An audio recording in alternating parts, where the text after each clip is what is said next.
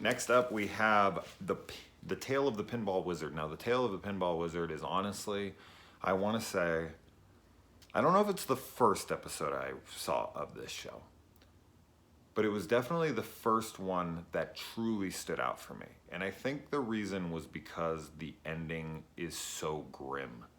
Like, I don't know. I watched a lot of horror when I was a kid. And so I was used to it in horror, like grown-up horror. But during these kinds of shows, they usually ended pretty tame. Like everyone lived happily ever after, or there was a threat still lurking, but it wasn't like for sure that anything had happened. Obviously, spoilers. But when this kid goes through everything, and at the end you find out that he's just stuck in this pinball machine forever, I don't know. That just really hit me in a weird spot at the time. I was like, whoa, like this show's dark. I love it. Like, I think this was that episode that really like solidified my interest in the show. Like, I think I'd watched maybe a couple other episodes and I was like, this is fun. I like this. This is cool. And then when this ended super dark like that, hopefully that wasn't too loud. I tried to cover my mic. I didn't cover my mic once, and I posted it before I checked it. I think I've told this story a couple times. Every time I sneeze, I think I tell this story. But in case you've missed that story, I did it once, and I was listening to it in my car, because sometimes I like to listen to my things to get feedback from myself, like, you could have done that better, you could have tightened this up, you're rambling here, which I always ramble, so that happens every time I listen, which I'm doing right now. But yeah, I sneezed, and I didn't know it was coming, and it fucking, like, I don't startle almost ever. And it was like, whoa, because I just thought like something blew out in my car. I was listening to it in my car. It was so loud, so I apologize for anyone who heard that. And I apologize if this one, because I'm probably not going to check this either. So you're probably sitting there deaf and not even be able to hear me at the moment. So yeah, so this is Gary's story. And they're all playing this Game Boy. And in the Game Boy, like, they're all like freaking out, and one of the kids, I want to say it's either David or Eric, I can't remember which one. I think David's playing, and Eric comes and shuts his game off like right before he's about to beat like this serious level. Oh my god, I would freak out. Like, David takes it 10 times better than me. I would have lost my mind. So then we get the story itself. And there is this kid who is, obsessed with video games. Reminds me a little bit of the segment from a movie called Nightmares. I think that was released in '83 with Emilio Estevez and Billy Jacoby. There's a segment in it called The Bishop of Battle. One of my very favorite segments in any anthology ever, and I'm a big fan of anthologies, so that's saying something. I've always said it's my favorite, but honestly I would have to put it up there with like Old Chief Woodenhead from Creepshow 2 and Safe Haven from VHS 2 and a couple others as well. But kind of reminds me of that a little bit, the same vein. This kid is just obsessed with video games. He's going to the mall, he gets locked into this video game battle. So as I said, very similar tones here. Bishop of Battle is definitely better, but for a kids show, this is cool. So this shop owner, he goes in, and it is the crummiest shop I've ever seen. Like, I don't know what the hell they're selling there. It kind of reminds me of this series I watched, the Robert the Doll movies, where in the second one they're supposed to be taking place at this museum, and it's like, that's a museum? No one would pay to come to that dump. Like, there's nothing around that's even sellable. It's just like garbage. It's silly. This episode, when he walks into that place, I'm like, what is that guy supposedly said? This is at a mall. This isn't some like back alley store that's like a drug front. This is a legit store in a big mall. No.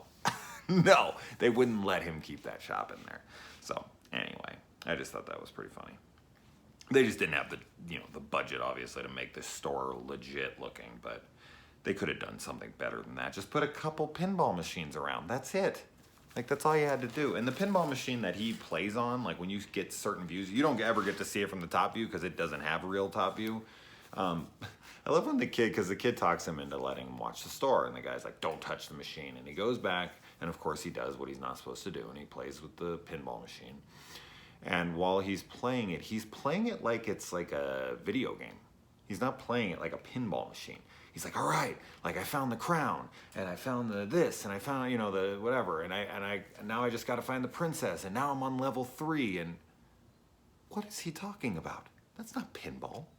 Like, there's certain things you can hit in the thing. But level 3, what is he talking? There's no instructions on it. There's no, like, he's just making this crap up. And when he gets inside the game, the game plays out like a video game. It doesn't play like a pinball game.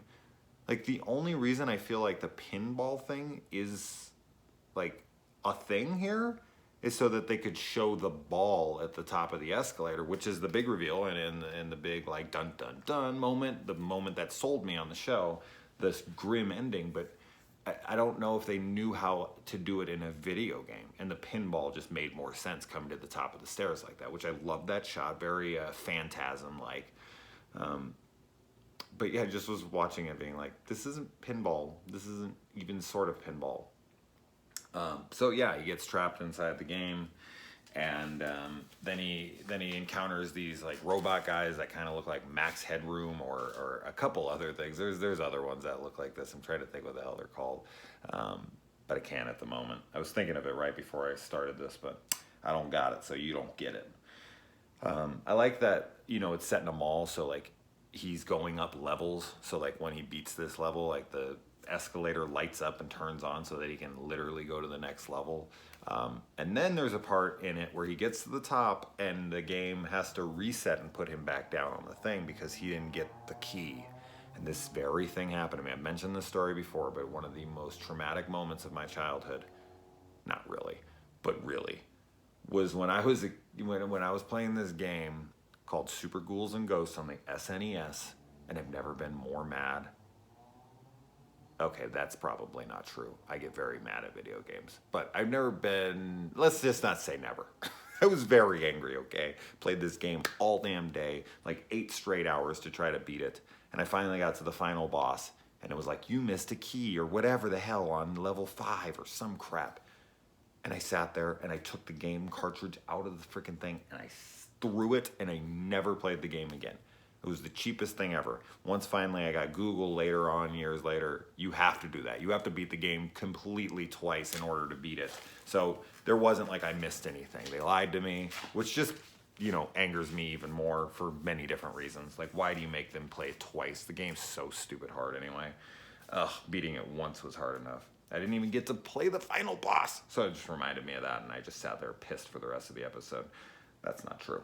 And then he uses a big old double barrel super soaker as his final weapon here.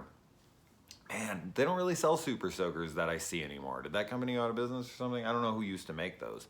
But every time I go, I want to get some for my kids. And I look around and there's all these cheap, lame, like knockoff versions. Maybe it's the stores I'm going to. Maybe they exist still. But the super soakers, remember the big ones? Like, you could buy the huge ones and it would have like a freaking, you know, aquarium on the top of it, and it'd be like fish swimming around it. Okay, I'm exaggerating, but there were such huge ones and they were so great. And I want to get those, and I just want to spray my kids like crazy and give them those like real cheap ones from the Dollar Tree. Like, they'll have those and they'll be squirting them at me, and then I'll just have like a fire hose. Who wants to drink from the fire hose? Okay, I've quoted that a few times on here. I'm just recycling stuff now. No.